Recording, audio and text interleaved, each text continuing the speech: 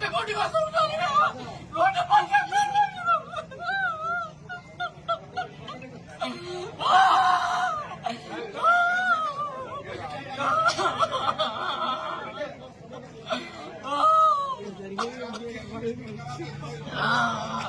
కట్టడయా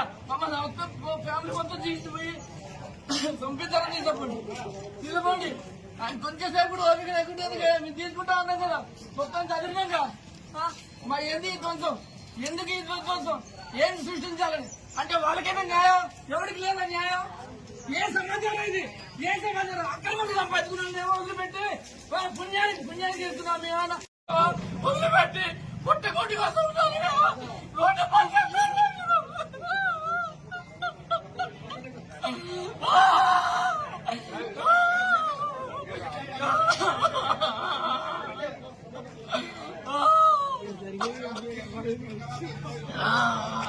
కట్టడయా